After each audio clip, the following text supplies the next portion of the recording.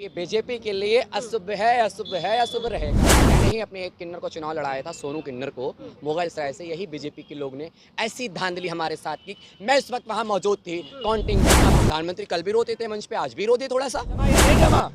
स्मृति ईरानी से पूछिए, आज हार का सामना करना पड़ा तो कहते हैं कि मोदी जी के बाद बाबा जगन्नाथ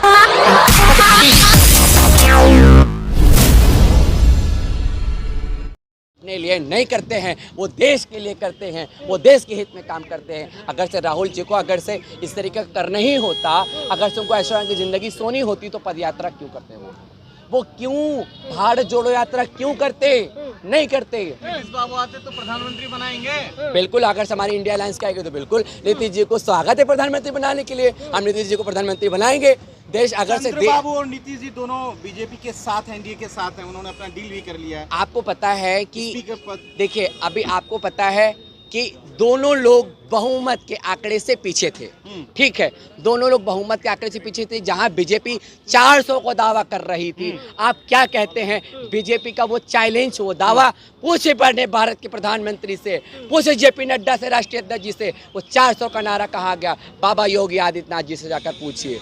जो लोग कहते हैं कि मोदी जी के बाद बाबा जगन्नाथ के भगवान से एक इंसान की तुलना करना इस देश को, इस सनातन धर्म को शोभा नहीं देती है। नहीं है ना, इंडिया अलायंस की बात कहाँ है? बहुमत सरकार कैसे बनेगी? बिल्कुल बहुमत बनेगी। और आज आप सपना देख रहे हैं? नहीं, ये सपना नहीं है, ये बहुमत है। इंडिया की बहुमत मिलेगी। नीतीश जी आ रहे हैं, चेन्नई बाबू जी आ रहे हैं। खुले आप सपना मत देखिए। ना, सरकार बनेगी। सरकार तो इंडिया की बनेगी। अगर से बीजेपी सरकार बना भी लेती है इस बार, तो ज्यादा नहीं 600 साल भर के महीने में, 600 साल भर के डिस्टेंस पे सरकार गिर भी जाएगी। सभी तो गिर सकती है सरकार। हाँ, तो ये मान नहीं बन रहा।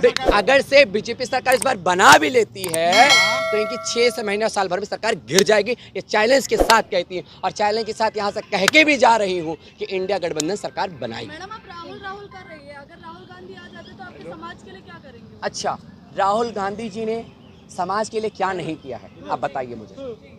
क्या आपने 2014 के पहले से जो हम लोग जो सिलेंडर 400 में लेते थे, सिर्फ 20 रुपया दाम बढ़ा था, वही स्मृति ईरानी जो अमेठी से हार गई है राहुल गांधी जी से, उससे पूछे जिसके सर पे बाल जमा या नहीं जमा।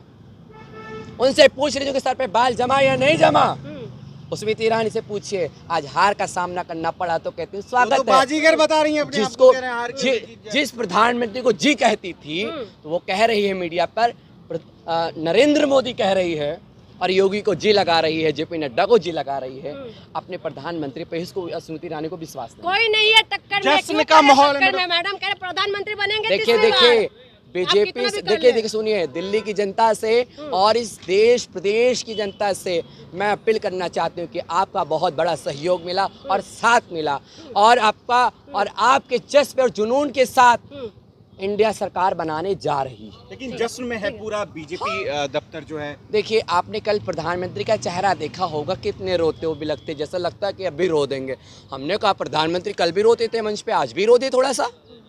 आज भी वो 75 साल का आदमी कहता है, मेरे माता पिता, जो वो एक खुद पिता सम्मान है, वो पिताओं को सम्मान क्या दे पाएगा? दे पाएगा? नहीं दे पाएगा। मगर इस बार प्रधानमंत्री जी को गुजरात जाना पड़ेगा। अच्छा, भेजने वाले गुजरात। किन्नर समाज का बनारस में वो चुनाव लड़ने के लिए उतरी थी, लेकिन वो मनसा पूरा नहीं हो पाया दरअसल। किसका? हराने का।